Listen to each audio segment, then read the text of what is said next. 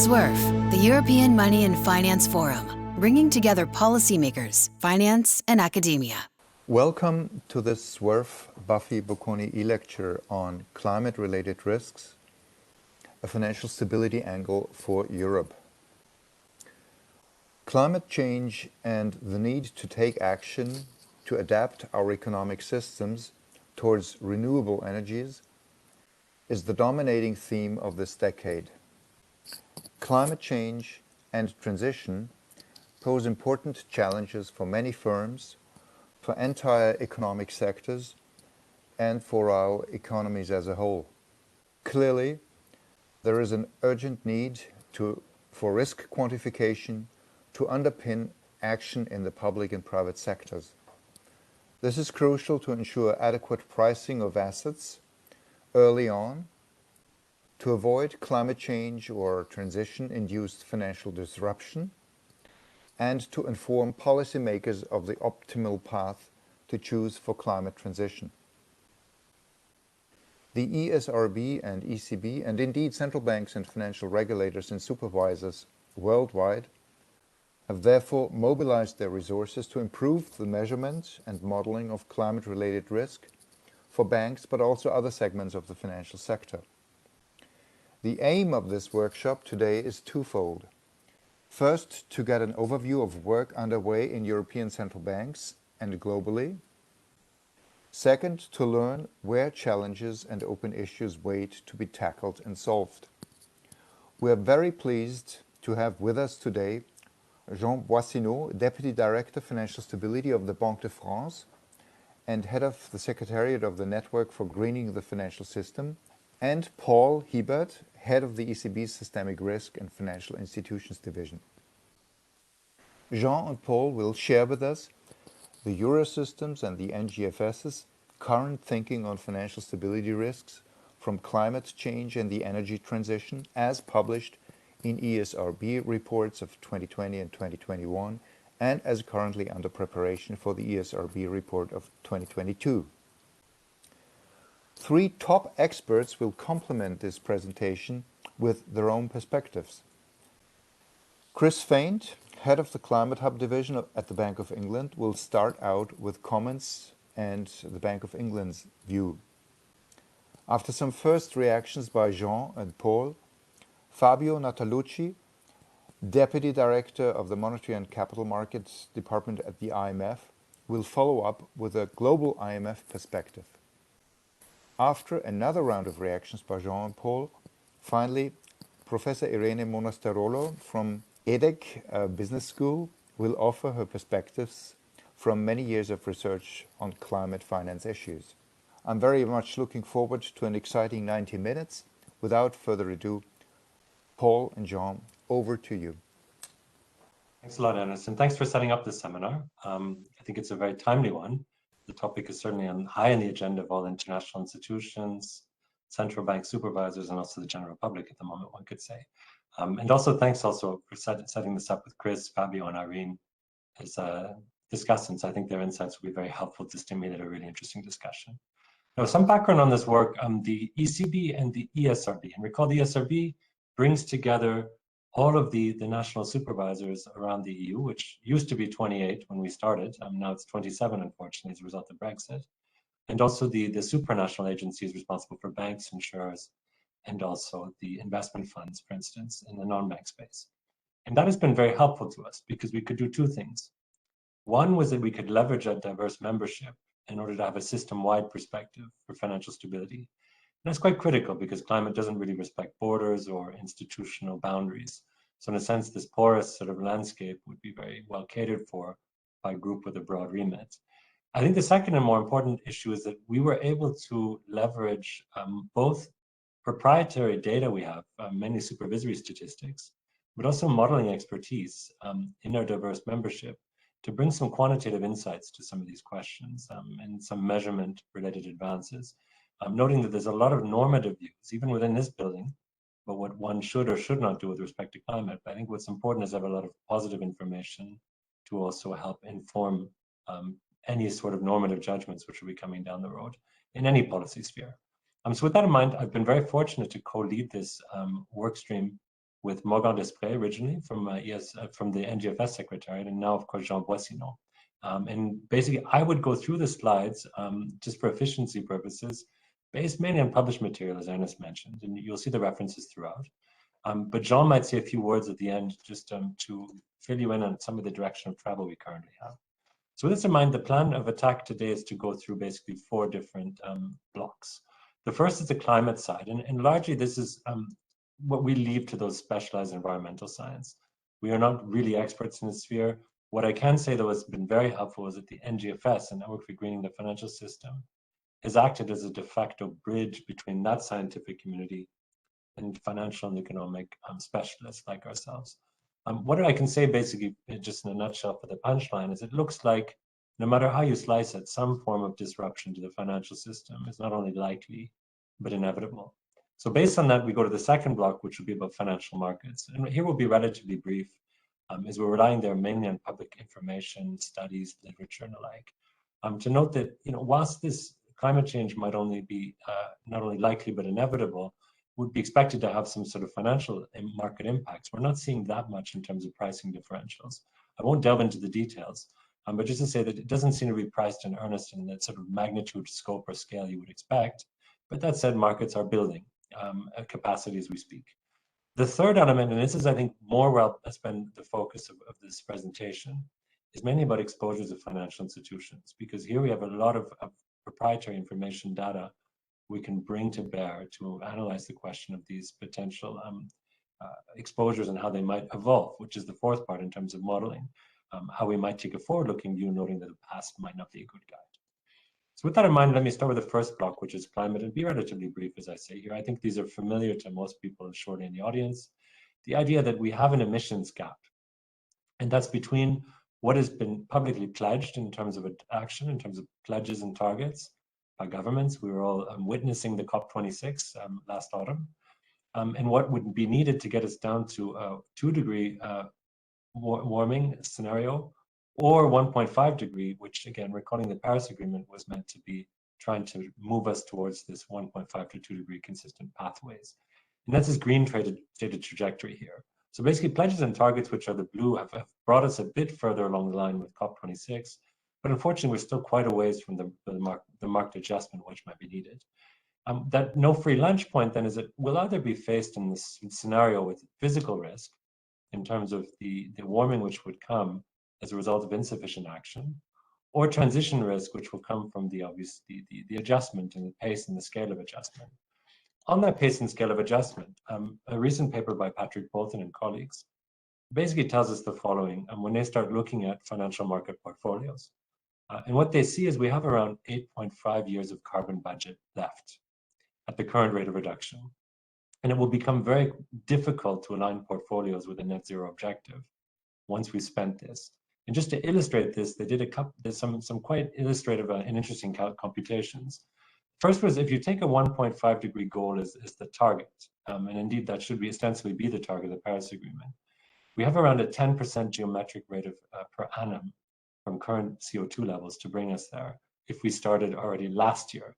So that would be 10% per annum is quite a marked amount. Consider that during the height of the COVID lockdowns in 2020, that led us for the year as a whole to around a 7.8% reduction in CO2 emissions globally. So it wasn't even the 10% which would be necessarily augured for here by virtue of extension from the financial portfolios.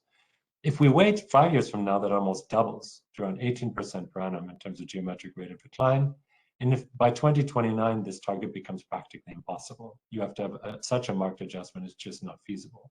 So with this in mind, this tells us that basically we will be faced with a shock, either in the form of a warming planet or of some form of adjustment in financial markets if we are to take the Paris Agreement commitments at face value.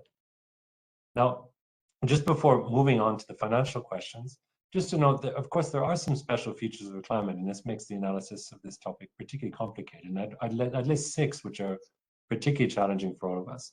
The first, of course, is that it's truly global. So it's a systemic issue. If there's any systemic one in the world of systemic risk and financial stability, this seems to be a clear candidate. Across regions, across sectors, it seems to be quite pervasive. And it's not clear that this is diversifiable. So systematic risk, which markets tend to handle relatively well, but maybe more systemic, which might create some challenges. The second nature is, of course, is non-linear aspect, the amplification mechanisms, not only economic and financial, but also in the climate sphere. So these tipping points, these so-called tipping points specific to climate, that this 1.5 or 2 degree warming scenarios could be complicating in terms of the pathways that they imply in terms of physical damages.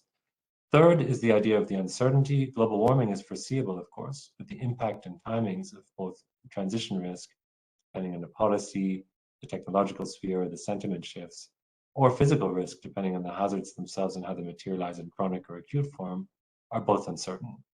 The fourth is a complexity, of course. You have the real financial interactions, but there's even more interactions, of course, with the climate side. Fifth is this idea of irreversibility. Once it's set in, it's very difficult, if not practically impossible, to reverse global warming. And last but not least is a long horizon. The models we tend to look at obviously have a DSGE type of dynamics built in, 2 to 5 year horizon.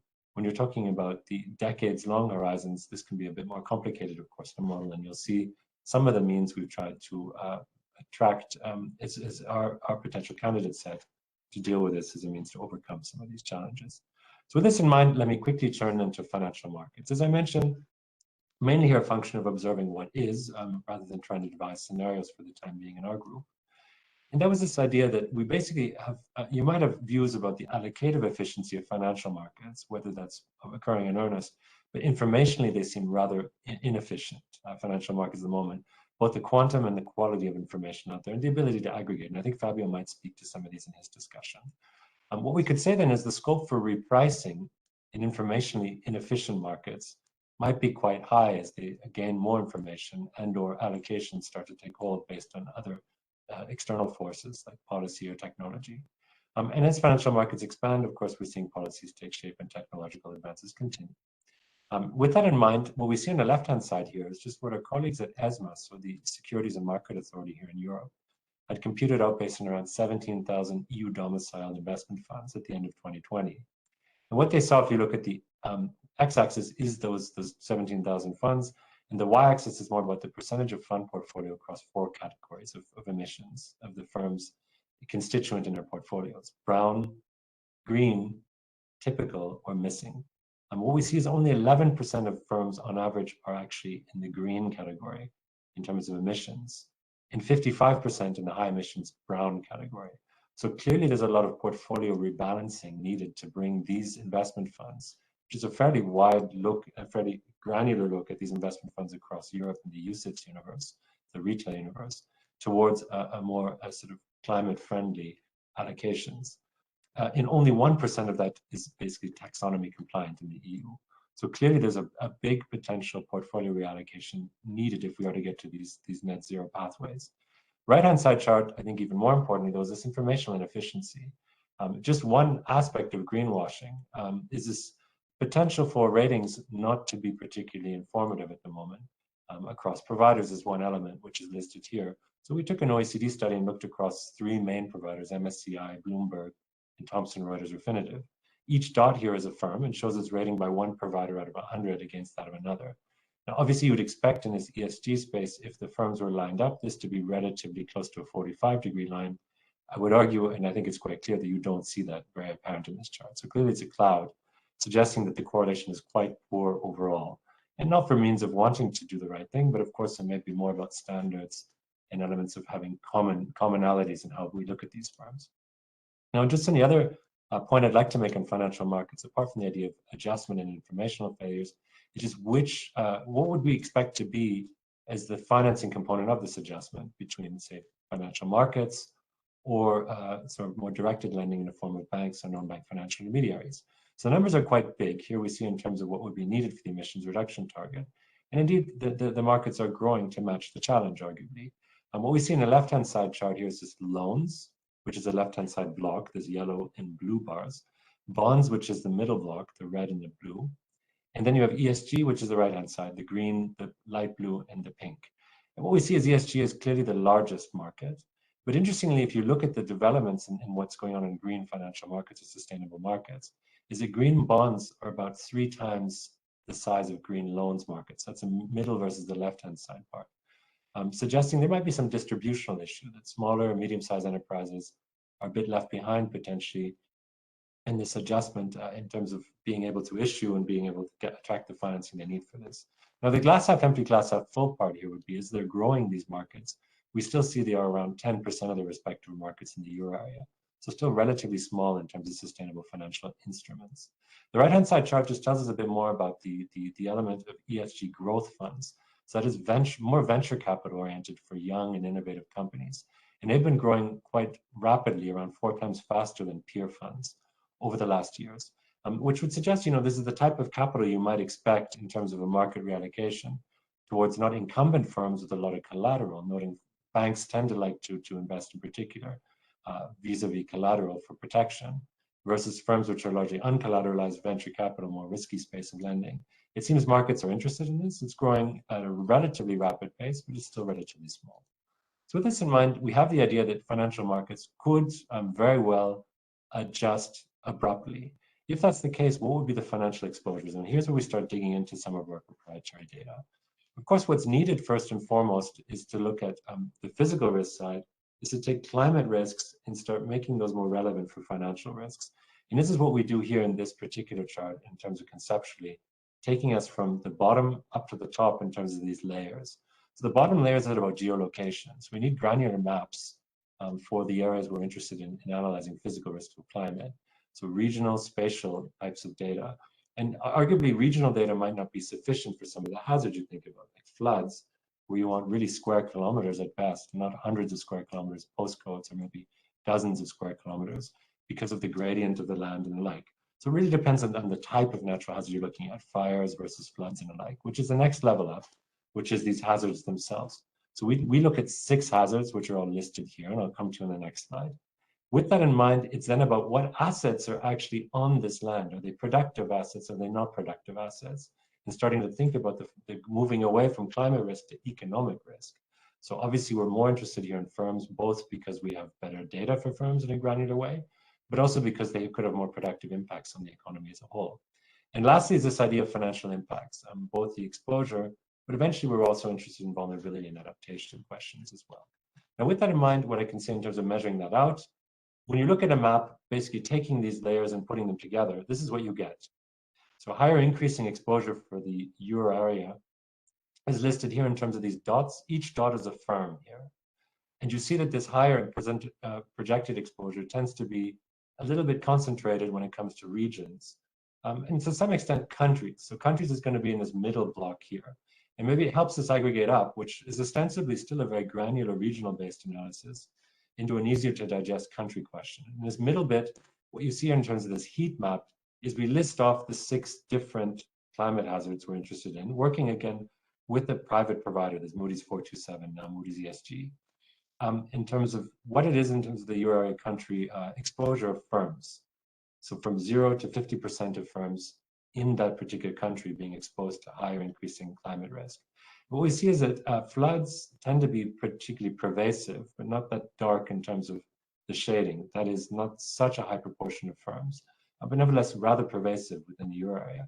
If you look at water stress, heat stress, wildfire, the number starts to be much more concentrated and much more pronounced in certain jurisdictions. And what we see when you read across to the right-hand side, and this is where we take it to banks through credit register information, securities holding statistics, is we see that any particular hazard might not be necessarily leading to that big of a bank exposure, to high or present or increasing exposures, red or orange bars respectively. But if you look at the any hazard category, the last bar, that suggests that a coalescing of hazards could leave up to 30% of euro area bank exposures at higher increasing climate risk. Now these are forward-looking projections over the next 20 years, provided to us by this private data provider. So obviously it does have a forward-looking component. It's not about imminent stress, but maybe the idea about prospective needs to rebalance bank portfolios.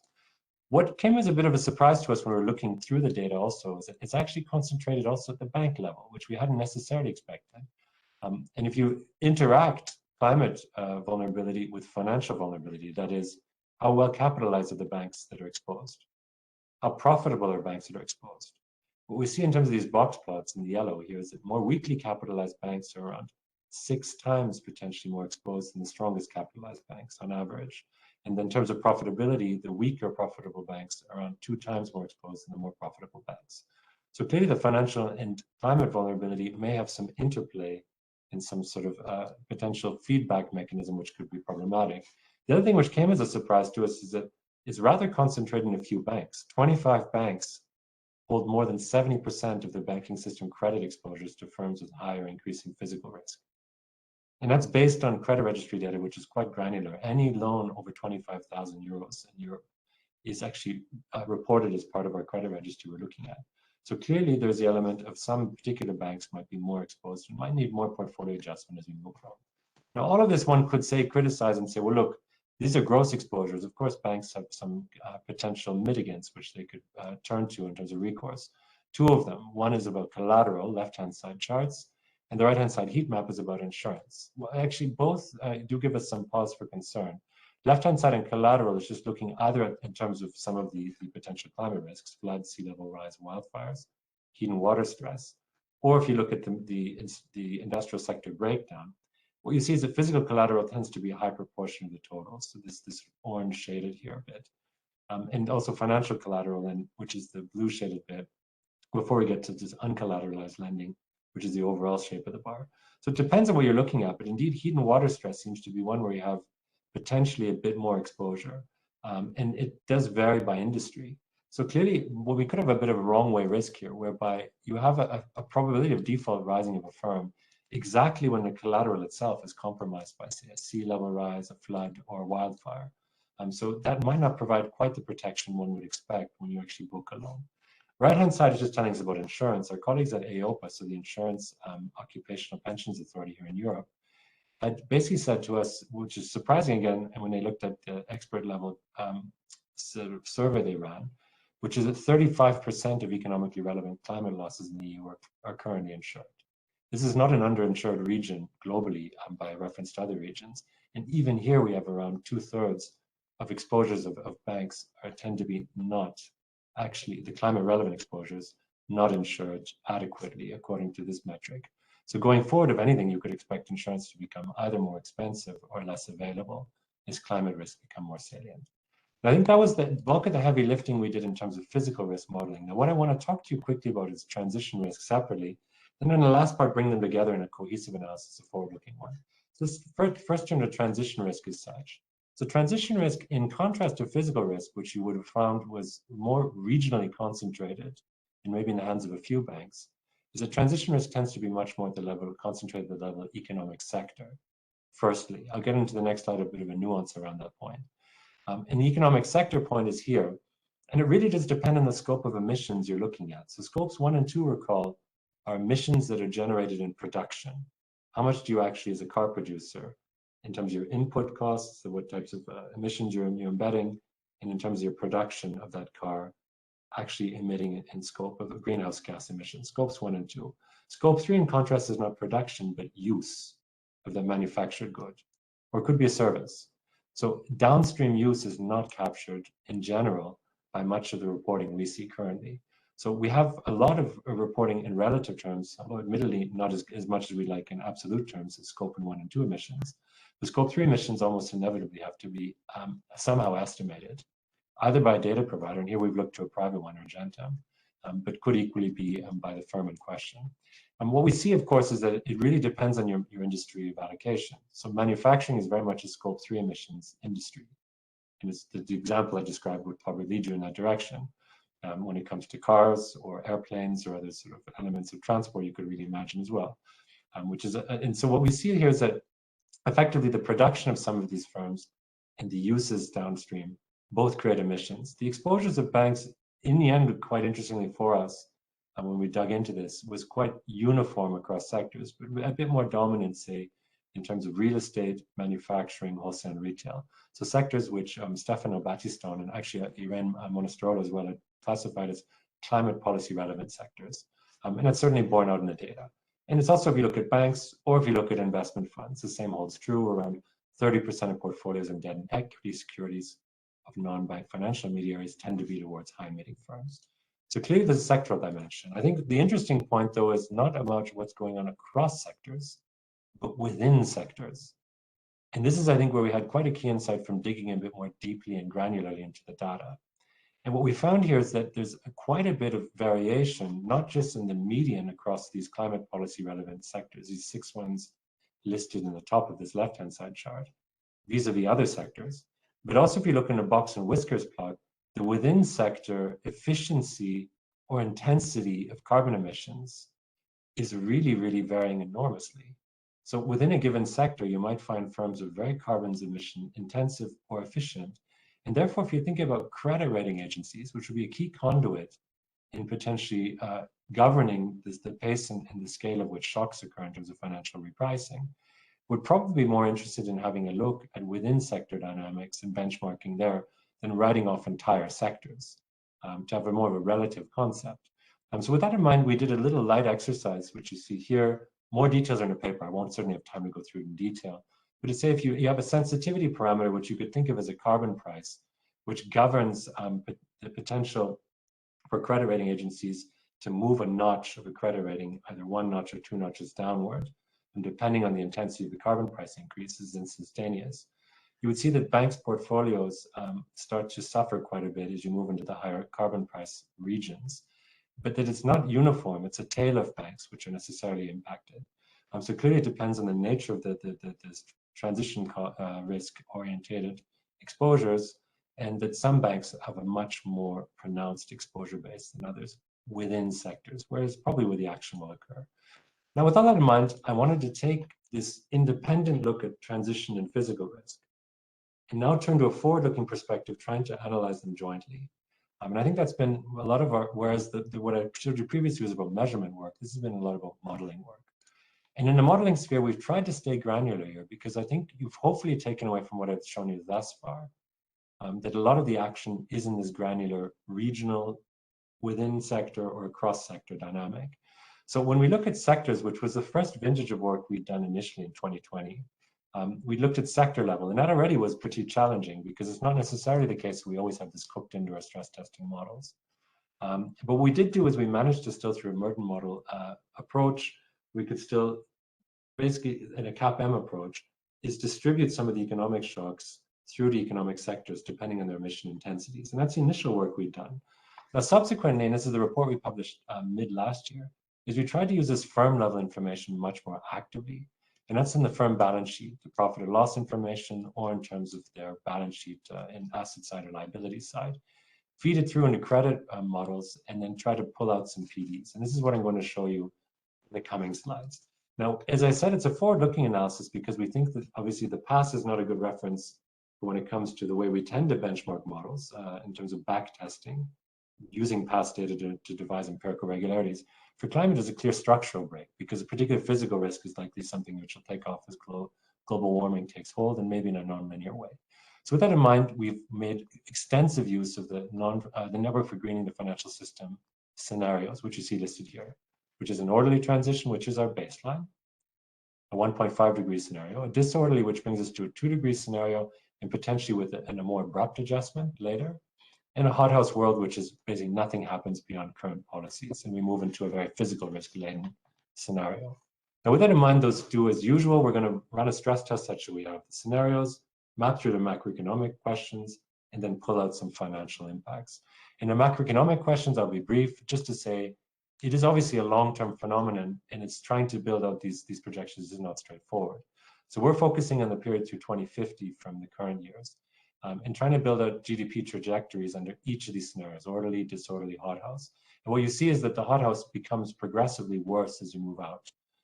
Beyond the horizon of what we're doing, it becomes particularly pronounced, but even within the horizon to some extent. And that's a bit more visible in the right-hand side chart, where we're looking relative to baseline, disorderly transition versus the physical risk-laden hothouse world, where you see the GDP losses relative to baseline, initially not that large, and indeed the other way around because we're having a delayed adjustment.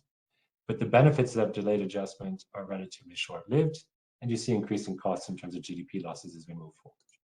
Now, with that in mind, what we do is we take those transition risk drivers, physical risk drivers, move them into the corporates in terms of balance sheet fundamentals, profit and loss of corporates, and pull out some bank-level PDs. And before I turn to the latter, just let me describe the mechanism because I think it's important. So in terms of transition risk dynamics, what types of channels are we looking at? So again, recall the scopes 1, 2, and 3 of emissions. Scope 1 is more about inputs to production. And that'll be more about operating expenses of firms. So you can imagine that they have some energy intensity in their production mix. Scope 1 emissions will be very helpful there. The distinguishing between Scope 1 and Scope 2 will be helpful because energy costs in Scope 2 will also help us better understand what's going on in terms of energy consumption and leverage to some extent, as firms have to also replace unproductive capital from a climate standpoint. On the demand side, it's much more about Scope 3 emissions. And that's about downstream use of potential goods, not the production as such. And that's firm revenues. So firm revenues, you can imagine for a diesel car producing firm predominantly, or an electric car producing firm might be different downstream, as you have sentiment, policy, and technology shocks. With that in mind, the physical risk side is also there in terms of production disruptions, damages to physical capital, things you might expect. And what we do is we think about insurance there in governing the loss given default. It can mitigate to some extent, but it can also act as an amplifier as insurance becomes less available. And those are both things we need to model in from a forward-looking perspective in the scenarios, which we did. So as I say, we took this to the corporates. We tried to have also a range of firms, which will show on the next slide, and then break it through in terms of credit risk, market risk, in terms of banks' portfolios.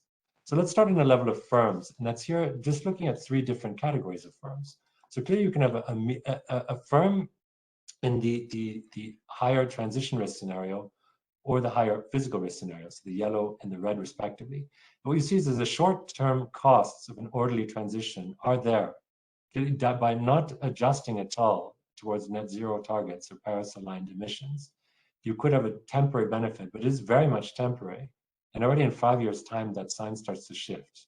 And PDs of a medium firm tend to rise, and they rise much more in the physical risk scenario with time, such that they're far, far larger for the medium term than they would be in any other scenario, particularly the orderly transition, and maybe around 5% higher. Now, what is interesting is if you look at the different types of firms within the firm distribution universe, so it's not just the medium firm we might be worried about, but also exposures to carbon emission firms, it's carbon intensive firms, I should say, or high physical risk firms. And indeed, what we see is a similar pattern for carbon intensive firms, but what you have in terms of magnitudes and timings is such that there's a bit of a distributional difference, such that the disorderly transition bites a bit harder for them initially. But again, physical risk does dominate the further you go ahead. And in the high physical risk firms, well, it's pretty much unabated, and I think the chart speaks for itself. So the couple of takeaways I'd have here is that the short-term costs of transition are always more than compensated by long-term benefits. It's just a question of your discount rate. And secondly is going to be the transition is more costly for carbon-intensive firms, but the physical risks are non-linearly increasing as we look through time. Now, what we see in terms of portfolio PDs of banks. So let's take this as the last step to banks. So banks would initially benefit, as I mentioned earlier, with the fact that the transition is not occurring. But again, a short-lived benefit which grows. So much the same dynamic we saw with firms, and it's reversed in the medium to long term. And by 2050, the end of our horizon that we're looking at here, we'd have around a 7% increase in probabilities of default for the median firms in terms of portfolio distributions of banks. But interestingly, if you look at the right-hand side, it's about looking at the tail of banks. So if you look at the potential tail risks that are inherent in disorderly, hothouse, or orderly transitions, they're much, much higher than they are for the medium firm as we move out on the horizon.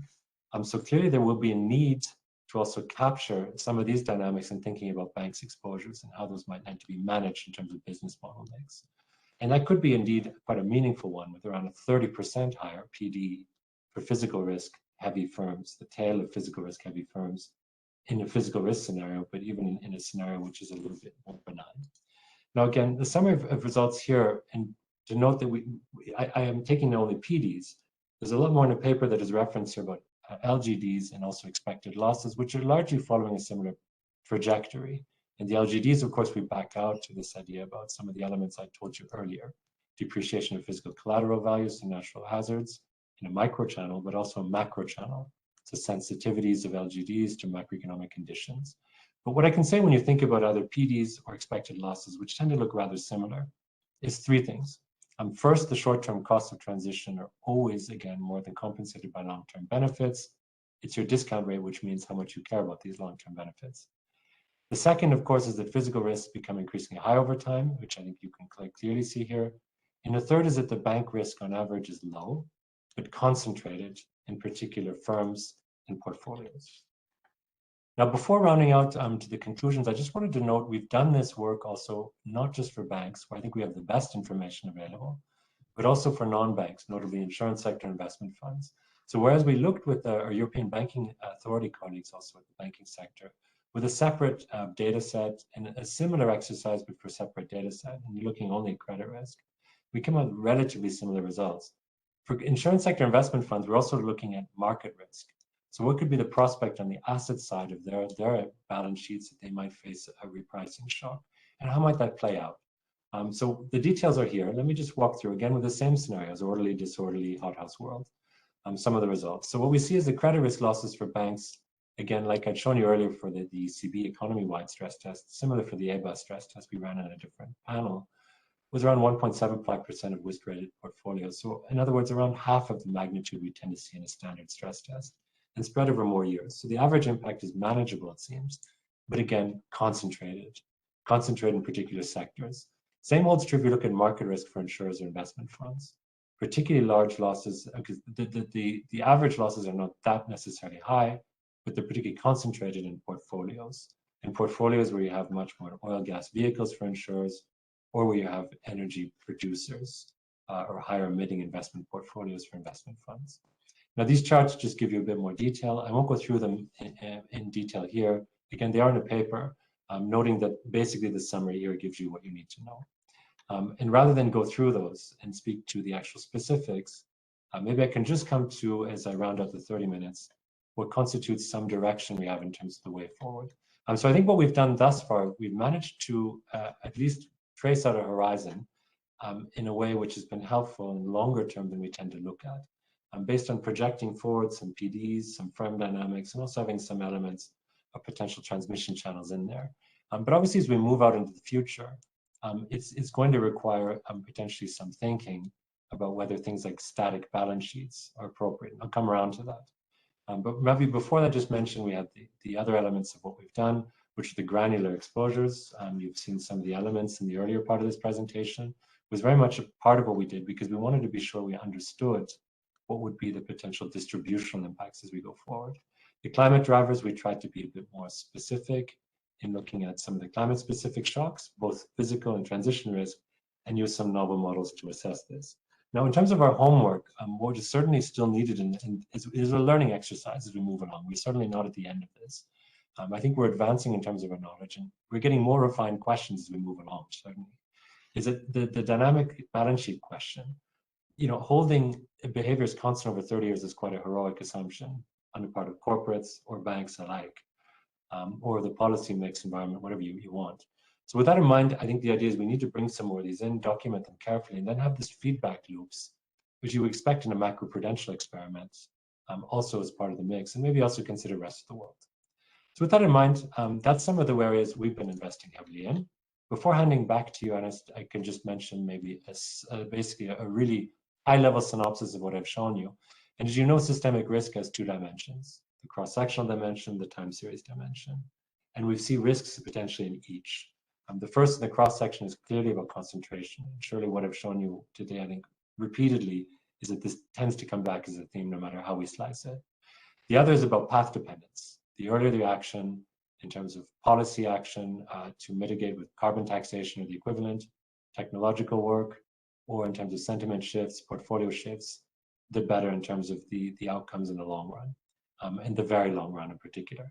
Now, obviously, there's a lot of needs for further work. We can come around to this in discussion, but for now, I'll pass back to you and the discussants, and happy to hear their views. Thanks a lot. Thank you very much, Paul. I would like to give now the opportunity to Jean to add whatever aspects he would deem important. Maybe only to insist on three different points. The first one is why this matters. I mean, I wasn't part of of the journey that Paul presented, but so I can tell it, with a pure outside perspective. We've learned a lot, and we went from having intuitions to having a better knowledge, and the point that Paul had been making on the concentration of the risk is indeed a very important one. alongside this, getting from intuition to analysis and to proper analysis, I think it has been also important in terms of building a collective capacity at European level, and bridging also what we've learned in other forums like the NGFS, and making it relevant at the regional scale. My second point, why don't we stop? I mean, Paul alluded to it, but the more we dig, the more we understand that there is a lot more to know and to learn, and that's against the background where time is of essence. And I very much want to stress the graph that Paul put at the very beginning of his presentation. If we just manage to stabilize the emission, we are running out of time very quick. So time is really of essence. And my third point, with regard to what is coming next, indeed, it's about refining a number of these questions, but also laying the ground for a robust policy response. I think that has been something that has been discussed or questions by a number of observers. My guess is that we are moving closer to responding now that we have firmed up the knowledge bases on which we can ground decision. Thank you very much, Jean. You have raised the issue of open issues of work yet to be done. This is a good link to our first discussant, Chris, who I'm sure will raise further such open issues. Chris, over to you. Thanks very much for inviting me here today to be a discussant. My name is Chris Faint, and I run the Climate Hub division at the Bank of England. And what this division does is it looks at how climate can impact risks across all of the Bank of England's remits, from the microprudential to the macroeconomic. And I think it's fair to say that the division has a rapidly growing focus on emerging financial stability impacts. Now, you might be aware that the bank is currently running a scenario exercise that will look at financial stability risks from climate change in the UK. Now, I'm afraid that I cannot speak to the findings of that analysis as it is not yet public, but it turns out that that is not a problem, owing to the bounty of analysis that has just been presented by Paul. So thank you very much for that. And what this analysis provides is a comprehensive sitrep of where vulnerabilities could lie, and allows us as academics, regulators, and central bankers to consider what analysis and actions could usefully be taken to stop those vulnerabilities turning into risks. Now, there's a huge amount of content there, and it was difficult to boil my thoughts down into a few key takeaways. But let me start by just making three specific observations on what has been presented, and then I'll spend my time talking through a more broad issue on transition risks. My first point is on physical risks. We know that physical risks will not be spread evenly across the globe, as Paul has said, and they won't even be spread evenly across countries. So this means that often the aggregate picture of risks can hide material underpinning concentrations. And I thought this was really neatly shown in your analysis of cross-euro area bank exposures to firms located in areas of high or increasing physical risks that you included in your main publication. And what that showed was that the cross-euro area aggregate risk is just over 1.2 trillion euros, but over half of that amount is located in Spanish and Italian banks. So the suggestion is that the physical risks to the financial system in those two countries could be elevated versus the risks in other euro jurisdictions. So a really important finding, I think. My second small observation is on transition risks. The discussion on the pros and cons of carbon prices are ongoing, and the challenges of issuing broad and consistent carbon price frameworks are substantial. But the feasibility of a smooth cross-economy transition without a form of structural carbon pricing is difficult to see how it would arise. So whether formal or inferred, there will inevitably be a change in the carbon price. And I thought your charts looking at banking system losses for different changes in carbon prices really focused the mind on how material those transition losses might be. One thought is that an interesting exercise in the future might be for us to use that loss analysis and technique alongside the shadow carbon prices in the NGFS scenarios to explore how banking system losses might evolve under orderly and disorderly transitions.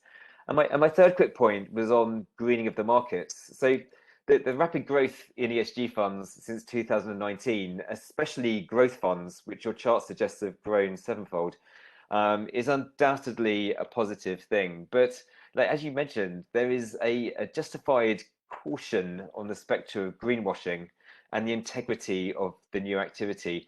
I was speaking to some senior lawyers the other day, and they remain increasingly focused on future litigation in this space. Litigation that could, if widespread enough, become a financial stability issue. And I think that what this shows is that there are a number of financial stability issues that are not present in the past. They're in essence in our blind spot, that it is hard for us to keep track of. Now, that is one that we might be able to foresee, but no doubt there will be other financial stability issues that we will not be able to foresee. Now, stepping away from those three quick points, to go a little bit deeper and building on the analysis presented, I thought I would focus my time on how the challenges exposed might give rise to transition risks to financial stability over the coming decades, whether we have some blind spots, and the triggers we should be looking out for as we seek to address those blind spots. So let me start off by exploring how the non-greenness of the current economy and the concentration of this non-greenness in certain sectors could give rise to financial risks through a transition. So I think most people will be aware that conventional analysis in this space looks at how a transition could give rise to obsolescence and the stranding of assets and repricing of assets within businesses over time. This is pretty well explored, and we believe that we have a good sense for the channels through which the risk will crystallize, be it through government policy making, certain activities too costly to operate, or through technical changes, rendering existing sectors obsolete. Now, these risks will always be present in some form, but we know that they could be materially reduced if governments were able to set out clear policy paths to meet their net zero commitments. With those paths, investments could be channeled in an informed way, R&D could be focused, and businesses would be able to plan. But unfortunately, we don't have this clarity from governments yet. Sure, we have net zero commitments and pockets of policies in some countries, but the most material building blocks are still to come. And this is perhaps understandable because we've had COVID and that vacuumed up space for policy development. But COVID aside, these policies are innately politically sensible, so there'll always be a delay to them getting issued. But nevertheless, the current lack of policy does leave a challenging gap. Now, in the absence of this clarity, financial firms, increasing a number of real economy firms and central banks have been undertaking scenario analysis to better understand how financial risks can arise under different policy paths, exploring how the sectoral breakdowns exposed in the analysis shown today would fare. And in many ways, this analysis forms the backbone of the scenario exercises being run by central banks across Europe and beyond, including that being run by the Bank of England. And I think these exercises are absolutely essential. But no scenario exercises can capture all financial stability risks. And we should challenge ourselves on different channels that sit in this blind spot. And with that, let me flag one area that I think could benefit from further focus and that might sit outside our normal suite of scenarios. And that is the financial stability impacts of near-term but an unstructured transition. So let me unpack that a little bit. What I mean by this is a transition where different players act in their own interests or with incomplete understanding of how their actions correlate with those of the broader system. And the probability of this arising increases in an environment where the absence of government policy leaves a vacuum that the market steps in to address and where individual actors do not have an overriding framework to guide their actions. Now, a couple of years ago, the vacuum might have meant that firms just ceased to take transitional steps pending further clarity. But I think this is less the case now for many firms across the economy, because the momentum has now built up to such an extent that firms are taking transitional steps in spite of the absence of policy. And there's definitely positives to this. It's a good thing. But it's interesting to look at the drivers for why that's happened. The first one is actually, paradoxically, still government policy. While transition paths have not been articulated, net zero endpoints and similar commitments have. So the need for action at some point is baked in. So firms are taking preventative action. The second is market information. Markets and regulators have started to develop tools that expose the climate impacts of activities within firms. So scrutiny will inevitably increase. So firms are seeking to get ahead of that scrutiny. The third is public and investor opinion. The climate agenda is now mainstream, and both investors and the public are taking decisions based upon what firms are doing. So there's a profit or investment incentive to taking action. And finally, there is the looming spectre of litigation. So you'll be aware of the 2019 court case with Shell, where that company was instructed to accelerate its transition and to reduce its greenhouse gas emissions by 45% by 2030. Now, this could be the beginning of a trend that impacts many firms and where similar judgments are taken. And there will no doubt be many firms that are looking at what is happening and decide to take preemptive action to move away from supply of certain areas or the funding of other sectors. So in the round, what these factors mean is that many firms will be pushing ahead with steps to transition their businesses.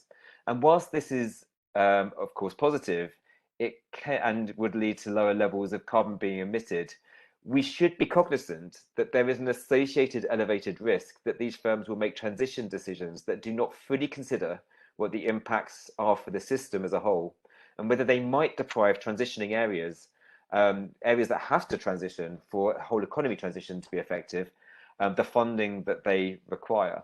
And of course, this is important for financial stability, as key risk arises if financial firms were to unilaterally retreat from funding certain sectors or real economy businesses, reducing supply of certain products or pushing up the price, potentially before there is availability of replacement products or services, or the technology to produce existing products at a cheaper carbon cost is in place.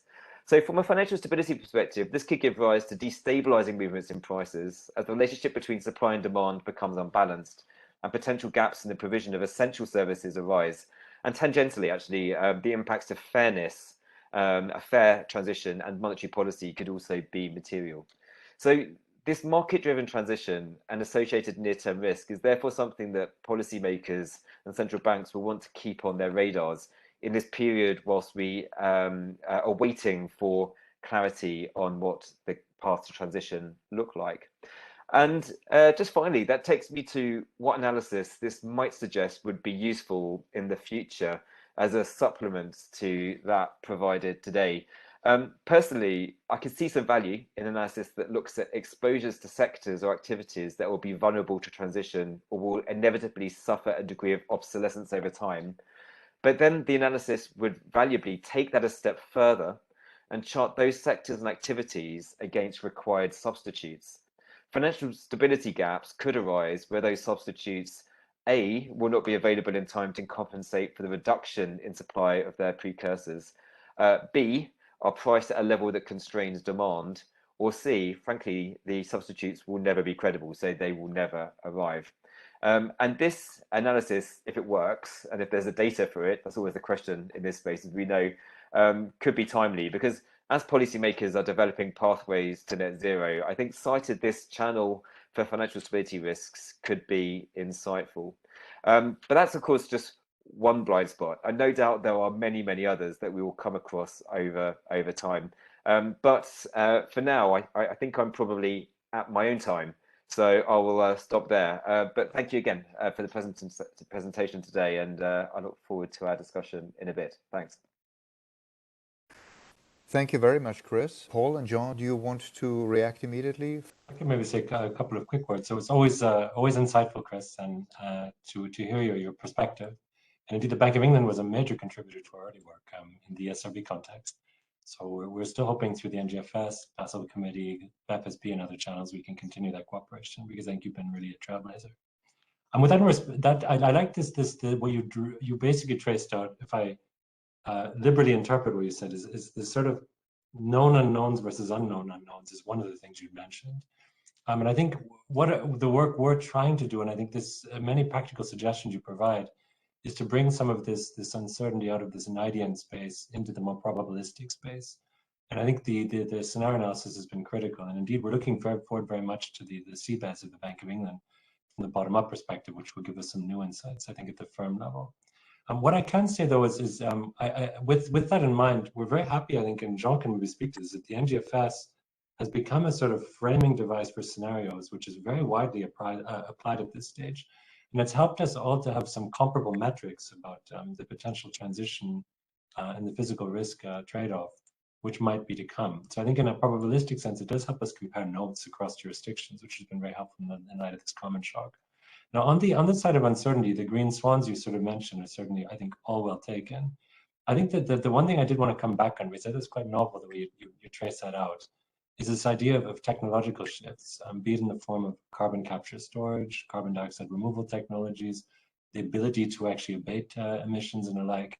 And it's true, I think we actually have limited experience, I think, in having to model these sorts of things in a forward-looking way, particularly decades-long horizon, which would be sensible when it comes to industry's abilities to mitigate.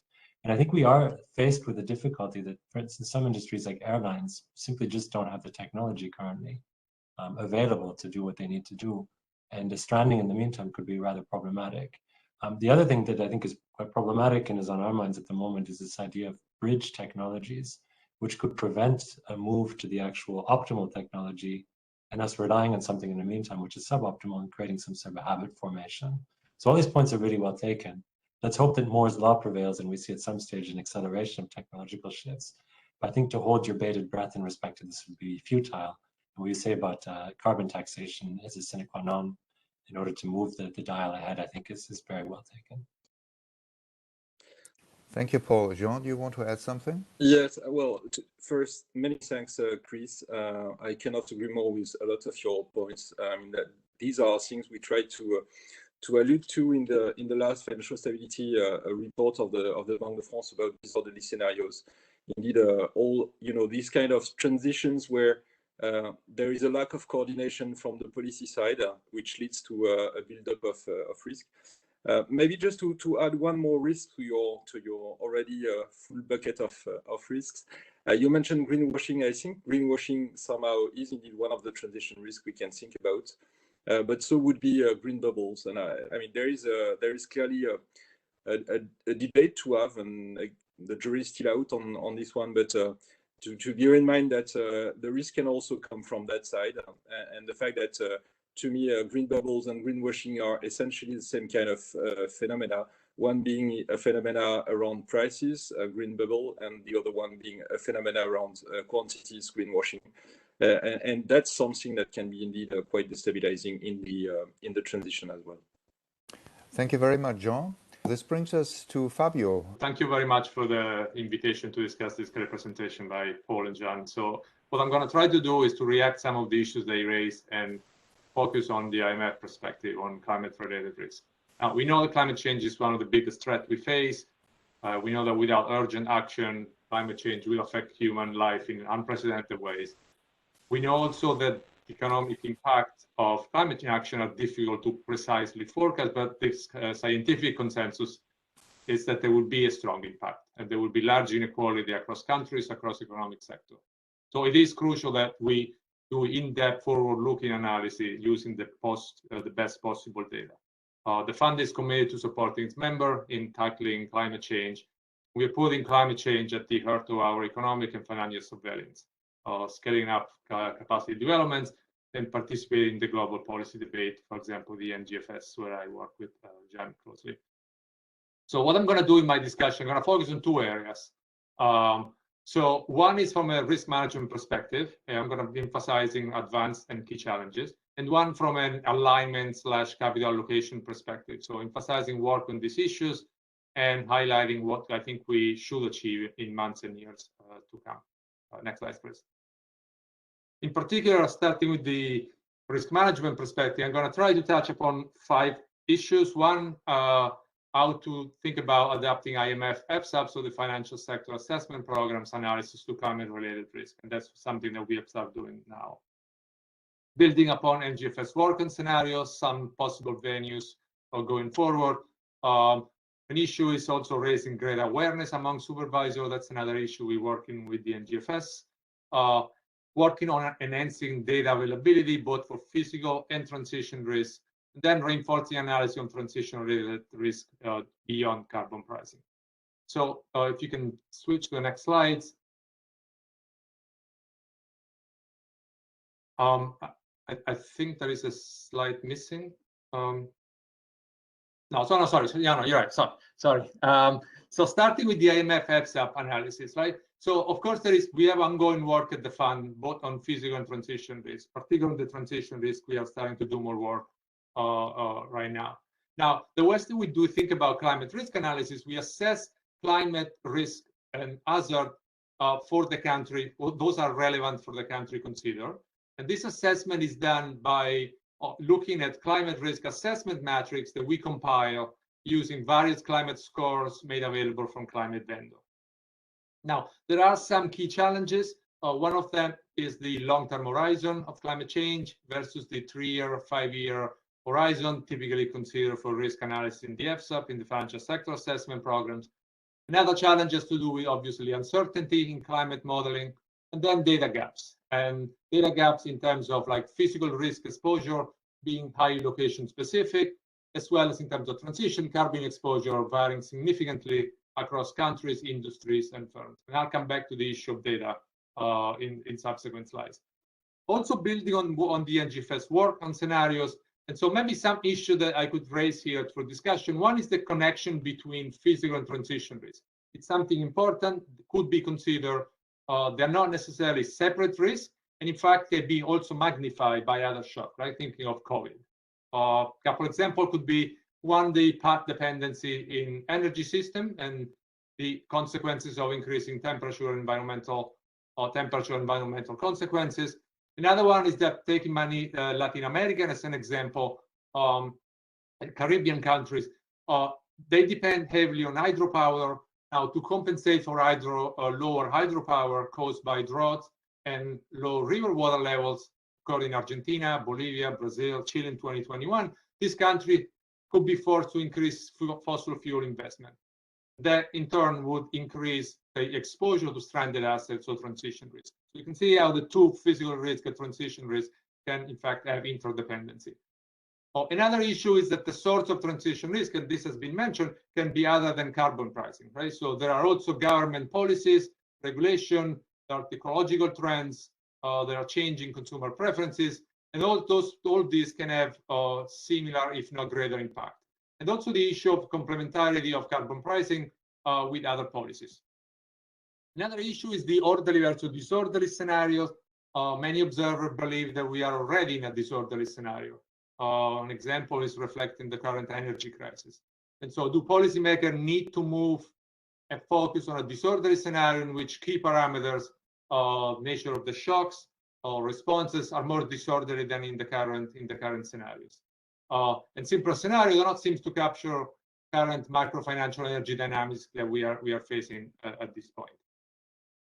Another issue is this one of the systemic amplifier or interaction and dynamic balance sheet. Those could be areas of future work. From a macro-prudential systemic risk approach, that doesn't focus on macro-prudential risk exposure approach that does not focus on systemic risk could be in some sense a blind spot, right? So something that we have learned from the GFC.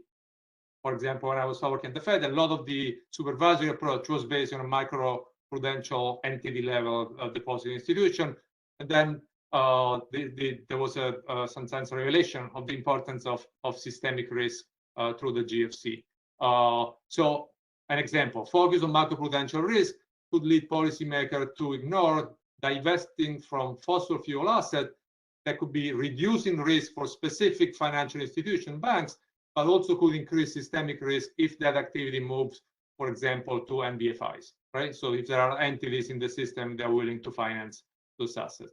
Then the last point about static hypothesis of the evolution of the balance sheet, which is standard in stress testing exercises, but given the length of the focus here of the horizon, a dynamic balance sheet approach could be adopted over a period much longer.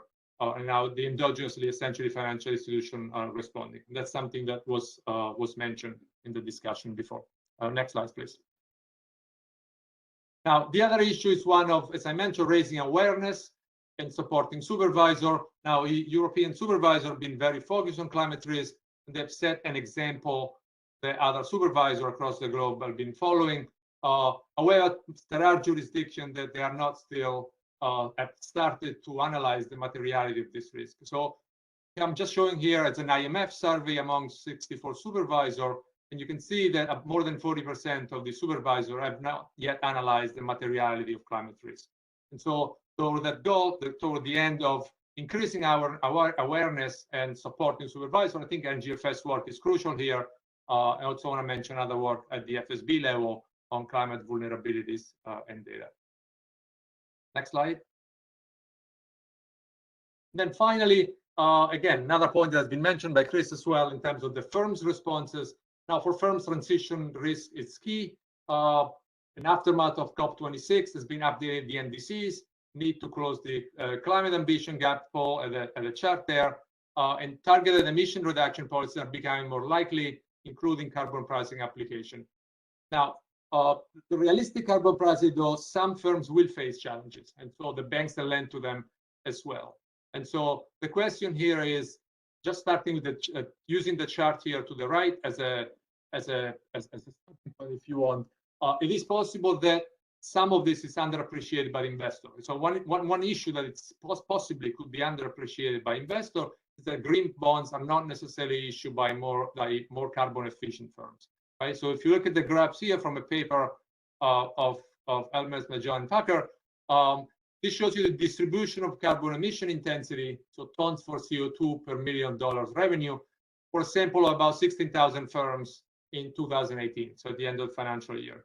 Now, you might expect the firms with very high carbon intensity to have more difficulties issuing green bonds. You can see here that firms with the highest carbon intensity more or less comprise virtually equal share of green bonds as well as the other. So one question is, should supervisors concentrate on a limited number of firms, for example, the one with the greatest carbon intensity per million of revenues, to ease the reporting burden of supervised institution, or should they take a broad approach? And I think the graph here is something to think about in terms of awareness of investor to risk. Next slide, please. Now, I mentioned data here. Paul mentioned data. Has been discussion about markets not correctly, efficiently priced climate risk. We have done some work at the Fund 2. We had a chapter in the Global Financial Stability Report a couple of years ago in terms of equity market not properly pricing physical risk. And then a lot of work has been done also from the NGFS. Now, one issue is that there's a lack of forward-looking granular data to assess financial stability risk, to differentiate between green and brown assets. So we need reliable, comparable climate-related data, carbon data, for example, geographical data on asset location. I'm pointing here to the progress report on bridging data gaps, which is a progress report to the workstream I'm co-sharing with the ECB. And we're working to have a final report in coming months. We also need, and some of this issue has been raised in this report, there's also need to improve data accessibility, the role of assurances, verification, other mechanisms, so that we can have high quality, comparable and consistent data. That is the step number one to price efficiently risk, both from an investor perspective, from a financial institution risk management perspective, as well as from a financial stability risk and stress testing that Chris was mentioning. Now, there's a need to have a policy, a mix of policy intervention. Right? We have called the climate financial architecture. It comprises of data, comprises of climate classification, of which taxonomy could be one approach. Another approach could be based on principle, and then the other one is global disclosure. We have done work on the data here at the fund as well. The fund has issued a climate change indicator dashboard in the spring meeting, so April of last year, and we continue to work on making some data available. And then, as I mentioned, this is the upcoming final report of the Bridging Data Gap workstream, where we'll be publishing a data repository. Think of this as a data catalog, where we're trying to match data uses with data sources. So implicitly identifying data gaps and now offer some policy recommendation how to close the data gap. And so the three legs here are high quality, consistent, comparable climate data, use of well-defined decision useful metrics, certification labels, methodological standard. That's leg number one. The second leg, it's a globally shared principle classification. Some jurisdictions have taxonomy, some jurisdictions don't. Together with the World Bank, the OECD, and the BIS, we're working on drafting some design principle for climate classifications that could apply both to jurisdiction with well-defined taxonomies as well as jurisdiction, for example, like the US, that are more principle-based. Then last point, the adoption, the importance of adopting global disclosure standard. The work of the IFRS here and the ISSB is crucial. Next slide. Now, briefly, on the second point, sustainable finance from a alignment perspective, I mentioned the principle for sustainable finance classification, global standard, and data. An important point here is that transition is key, particularly for emerging markets. Advanced economies have the luxury, if you want, to have to focus less on transition, although it's an important topic. But for emerging markets, it's a crucial topic, right? There's not so much green or brown. There's a lot of greenish and brownish. And so how to design classification that may actually incentivize brown to become more green over time. And the IMF, the emerging markets play a key role here, facing challenges. An example is data, right? Think of like the supply chain data through emerging markets. Very difficult, very challenging choices that policymaker needs to make there. Next slide. I'm going to cross briefly with the last couple of slides. One, in terms of like, we need greater consistency and science-based approach to data, right? This just shows you the classification and disclosure for publication that we had a few months ago, showing that across asset manager, asset owner, the disclosure is still relatively small, right? So it's higher in terms of like carbon emission, a carbon footing, so those are the four first bar, but it's very low in terms of share of institutions that disclose. If you go down, a number of other issues that have to do, for example, global warming and other physical risks. So we're trying to work with other international organizations, as I said, under the G20 Sustainable Finance Working Group to operationalize principles for sustainable finance classification. Those are an important step toward convergence in terms of global disclosure standard under the leadership of the IFRS. And then again, develop decision useful data alongside with audit, certification, label, methodological standard. I'm going to close with the last slides on issuance. I think it links back to what Paul was showing in terms of financing the transition. That requires scaling up private finance and new instruments, right? So in parallel with carbon pricing policies that also need to involve the private sector. There's not enough public investment that can actually achieve that objective. So I'm showing very briefly here, top chart. This is the global sustainable debt issuance by instruments. You can see there's been a surge in sustainable debt issuance. Green bonds still dominating, but sustainable linked debt, now they're growing exponential, almost 300% compared to 2020 levels, including in emerging markets. In fact, the preferred instruments vary across emerging markets, but green bonds remain the largest segment, as you can see at the bottom. There are some advantages of sustainable linked debt. For example, for the transitioning the entire business model, building verification mechanisms, but there are lack of minimum standard both in advanced economies and emerging markets. Again, disclosure, verification, assessing forward-looking metrics. And so work on finance transition this is a priority for international organizations this year. And I'll stop here. Thank you very much. Thank you very much, Fabio. We will switch immediately to Irene. Thank you for inviting me today, and it was indeed a great pleasure to listen to the presentation. So a few comments. So why the presentation by Paul and Gnan, what it does and why it matters?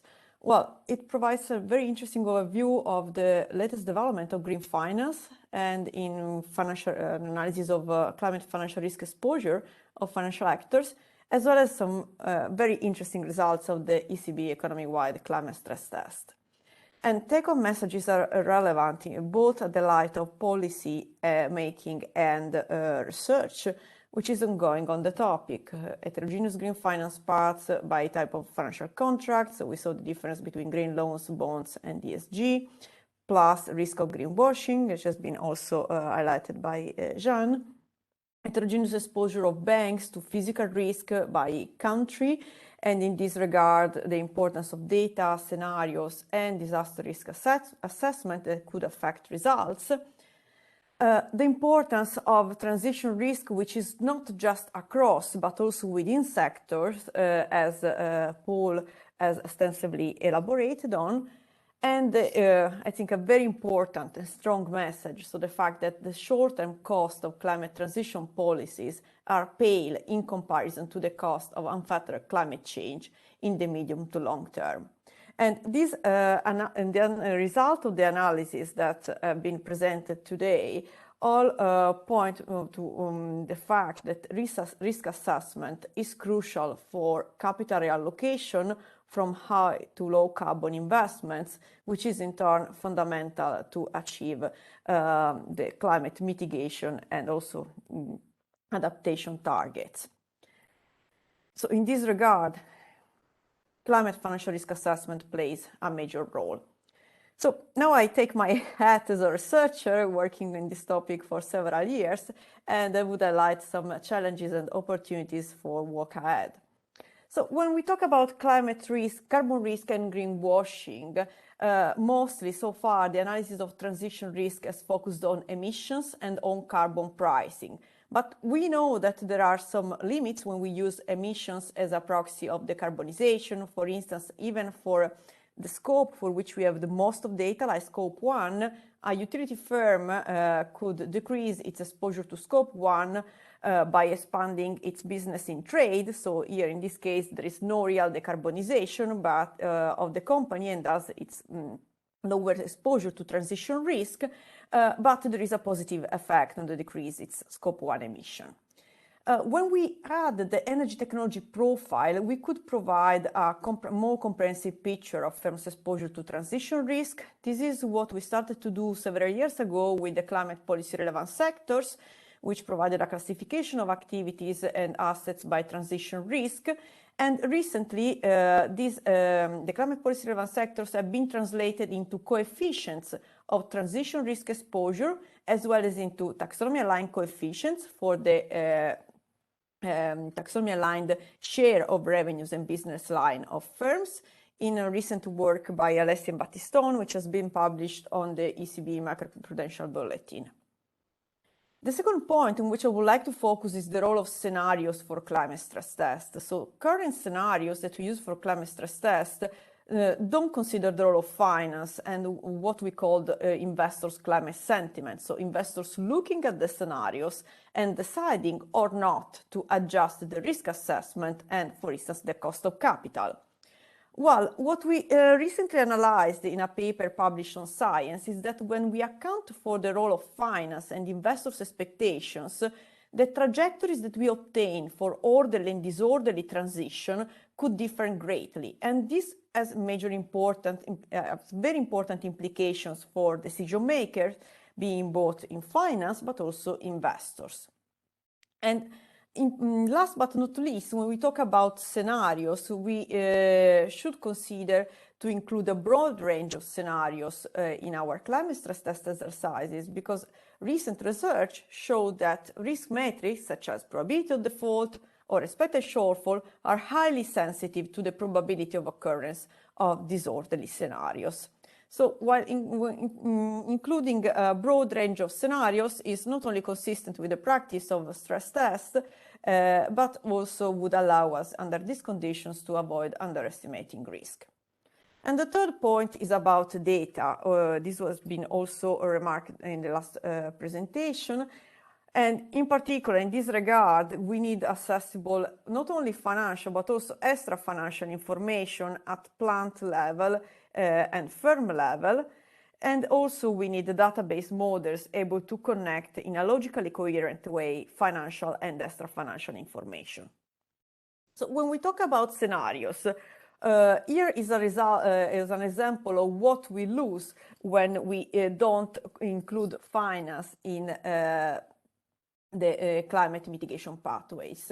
So when we consider two dimensions, so the policy, immediate climate policy, so what we could consider an orderly scenario, and instead a delayed climate policy, so what we consider a disorderly transition scenario, finance can play two roles. Either an enabling role when it trusts the scenarios and adjusts risk assessment and, for instance, in this case, the cost of capital for high and low carbon firms, respectively. Or it could play an hampering role when it doesn't actually trust or doesn't look at the scenarios and doesn't adjust the cost of capital. So when it doesn't price risk correctly. Well, what we see when in the figures is a very different story. So, for instance, let's look at the scenario of the bottom left panel when we have two set of trajectories, straight trajectories, green for renewable energies and brown for energy production out of coal. These trajectories are produced by the integrated assessment models of the NGFS, used also by the NGFS. And then we have dotted line trajectories, which are computed by feeding in climate financial risk adjustment, so for instance, adjustment in the cost of capital, back into the climate scenarios. Well, what we see here is that when we consider the feedback of financial risk assessment into the climate scenarios, even in a situation when we think we would be good in the end because the transition is orderly, well, if the financial system plays a hampering role, we would have later a more abrupt adjustment in output, respectively for increase for low carbon and decrease for high carbon energy, but an even more abrupt adjustment in the value of assets. And in this context, we would have more challenges for financial stability.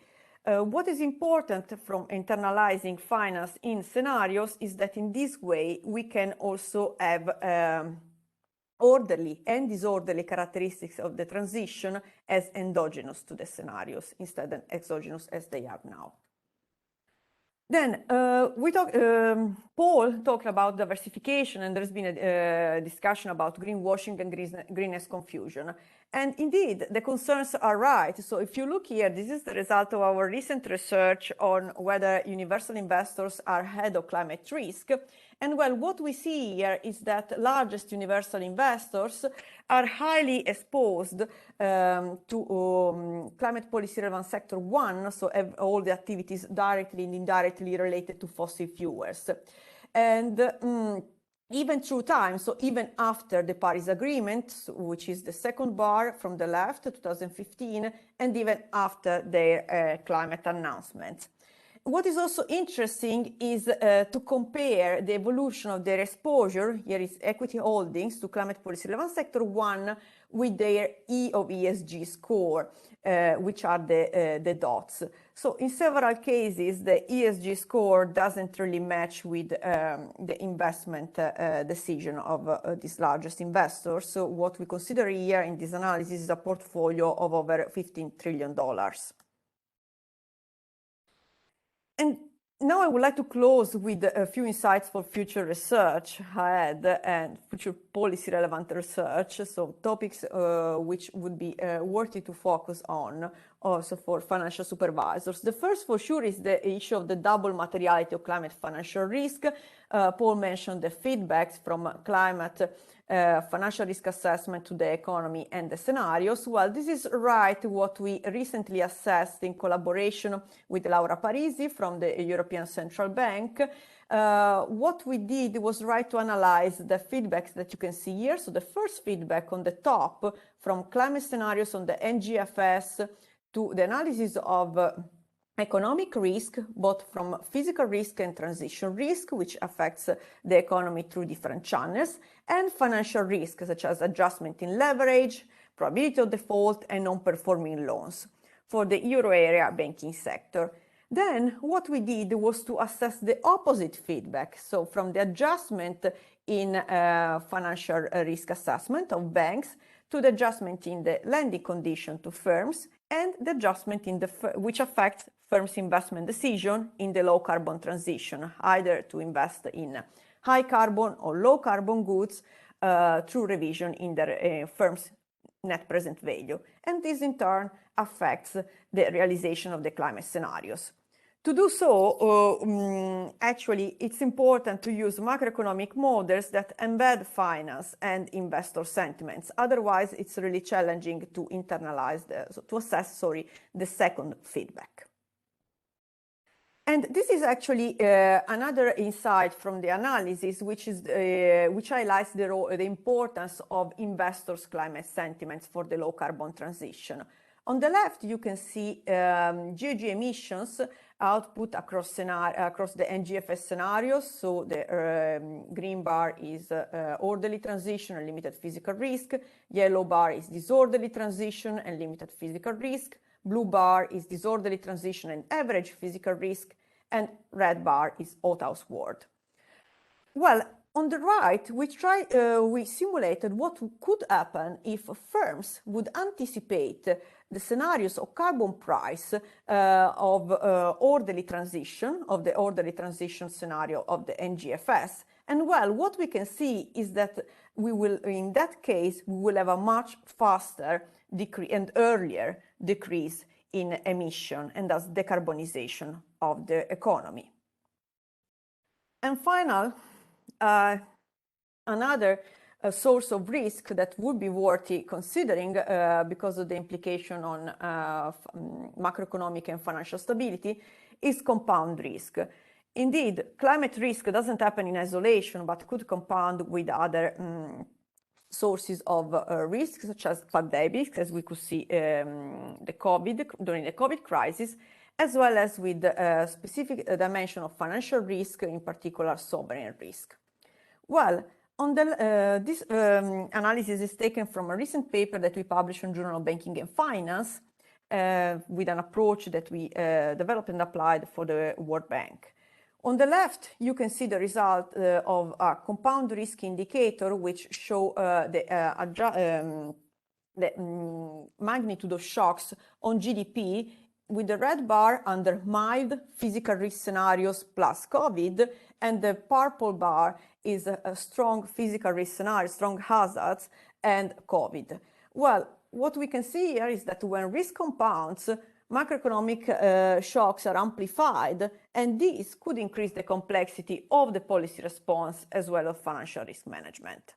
And indeed, we can see it better in the picture on the figure on the right, which shows actually banks' capital adequacy ratio and its relation with government spending and real GDP. Well, what we can see here is that banks' balance sheets and ability to lend are negatively affected by compound risk, making government spending less effective in order to bring back GDP to pre-shock levels.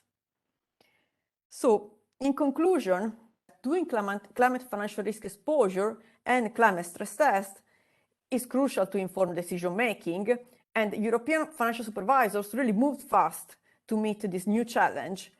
What we should be aware of is that there are several issues at stake, and in order to address them, we need to embrace the methodological challenges in order to avoid underestimation of risk and opportunities in the transition. And the issues at stake we will need to face in the next, the very next months are the issues with data, with metrics of exposure, the use of scenarios for climate stress tests, the use of macroeconomic models, and financial valuation. Thank you. Thank you very much, Irene. I think we now give the opportunity to Paul and to Jean to react to these many interesting points. Absolutely, and thanks so much to both Fabio and Irene for, I think, extremely insightful comments. Lots to digest, and I won't try to be exhaustive in addressing all the questions, but rather maybe focused on three things. First, proportionality, two, on sandboxing, and three, on complexity. So first is on a proportionality question. I like Fabio's point that we have this idea about focus and impact. It may not be that a broad-based approach trying to tackle every part of the financial system is the optimal way forward, but rather that we focus on those areas that could be of the largest impact or make the most difference. And I quite found that chart he showed very relevant in that respect. The second is about sandboxing. Timing is of the essence. I think we found this thus far in what we've heard from also Chris, but also Irene and from Fabio, as well as our own work, that this is an important area and we need to move forward quickly. And there isn't the benefit of time to make some detailed reflections, which could take decades, given the problems we face. I think the IMF benchmarking at the country reach will be very helpful in that respect. And we need to be willing to make some errors as we go along, maybe the type 2 sort. to try and be too ambitious and then scale back rather than to lack the ambition at type 1 in the first place. And because, you know, best practice, technological transfer across jurisdictions, across agencies will be important, be it on the side of accounting risk or modeling risk. And the last one will be about complexity. So I think Irene's thought-provoking research has always been very helpful to hear. And the latest advances, I think, are important. The complexity, I feel, that she particularly notes with dual materiality in a study about climate sentiments, trying to build out this sort of behavioral component, is going to be really hard for us to address. And I think in the next vintage of scenarios, we have to do our utmost to also understand what could be potential amplifiers which move us beyond sort of a chronic risk understanding, which is quite resident usually in integrated assessment models, to being more aware of acute risks, but also on the side of transition risks, where we could see some potentially more abrupt scenarios developing. And I think the research, the latest research, is super critical in this respect. Thank you, Paul. Jean. Yes, Ernest. I mean, I fully agree with Paul's points, and perhaps just to focus on three other ones. Short-term scenarios. I think that's something that's come out of both Chris' points, but also very clearly from Irene's presentation, and the role of this climate sentiment in driving some of these developments. I think we are getting closer to being able to model this kind of scenarios, which we were clearly a position we were not in just 2 years ago. Second point on the something highlighted both by Fabio and Irene on the connection between physical and transition risk. I think we collectively used to think about these as distinct risks, and I think that to a certain extent that's correct. For as long as you don't see them as being one or the other, it's always a combination of the two, and eventually keep in mind that if you want to stabilize the climate drift, you need to come to net zero. So transition will have to happen no matter what. But thinking a bit more about the connections between the two and the role one could play to trigger the other. And here again, I can see that the climate sentiment could be one thing that is shifted by the realization of the physical risks. And my last point on metrics, I think there's a lot to digest from Irene's and Fabio's comment, but we are not there yet, I think, in terms of having the right metrics to grab exactly what we need to measure and to be able to have a good kind of first order rule of thumb to see where the risks are lying, because it's neither sectorial nor exposures. I mean, that is only very imperfectly capturing the nature of the risk, and I think we clearly need something that is much more efficient in that respect. Thank you, Jean. Maybe a final opportunity to Chris, Fabio, and Irene to make a final statement.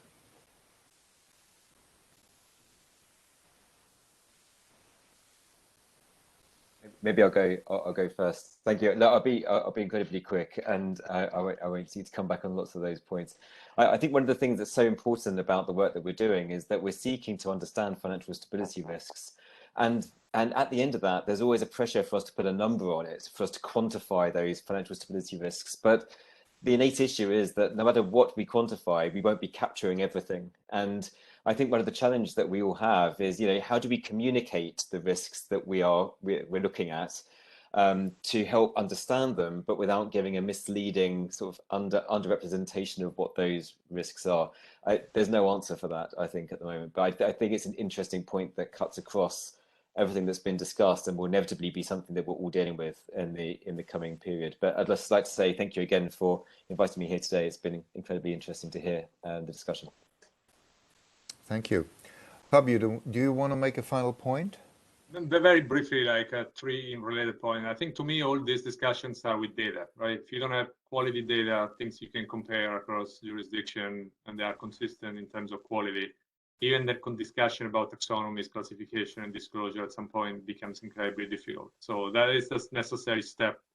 I think that we need to move in that direction. If you want to price climate risk, if you want to risk manage it from a financial institution, if you want to do stress testing, you need good climate data. I think the second point is this issue of the systemic impact, right? So lots of focus obviously on banks from supervisor because they have good quality data there, but at least in the more advanced financial markets, the ecosystem is sophisticated. And you can see that, for example, in the US, private debt and private equity are jumping into ESG space, but with much less transparency than we have in the public markets. And so if risks simply move from one place to another, where it's more difficult to track, to monitor, to assess, then it gets really more complicated because, and again, a lesson we learned, I think, from the financial crisis back more than 10 years ago. Then the last point, perhaps, it's the issue. I think that there are, we need to look at the, if you, I don't want to call unintended consequences of policy, but some of the policies have been discussed. The fund has been pushing for climate carbon pricing, for example, right? But there are endogenous responses that are global, right? So policy taken in one part of the globe have repercussion through commodity prices, for example, in the rest of the globe. So the need for coordinated policies that includes carbon pricing, but also scaling up private finance. Those are also global markets. And so think about the global aspect and the need for coordination internationally. I think it's something I would like to continue to push for. Thank you, Fabio. Final word to you, Irene. Thank you. Well, very briefly, the discussion about data and models and how to present the results with their caveats and assumptions should go hand in hand, because we really, when we develop models, actually we rely on scenarios and on data, and we try then to do what we can. But this development should go hand in hand, and there should be a dialogue among the different branches working at different topics. Then on the policy, it's absolutely relevant, because actually we could not have sustainable finance, fast development in sustainable finance, if we don't have a sustained development of the low carbon economy or the green economy, and this is not happening. So on the one hand, we have a very sustained development of sustainable finance, but not the same in the real economy. And we know that when this happens, we have high risk of bubbles, and this is not what we would like to have in this context, because then we might end up in 5 years having a lot of sustainable finance, but actually very little investment in the sectors that we need to decarbonize the economy. And in that time, as Jean Boissinot highlighted, the timing will be crucial, because we don't have much time. So we need to be actually very transparent on the metrics and methods that we use now, and to identify, in particular, to identify sustainable and non-sustainable investment in order to inform the market. I mean, the time is really now. Thank you, Irene. This concludes our webinar. Bye-bye and take care. Thank you.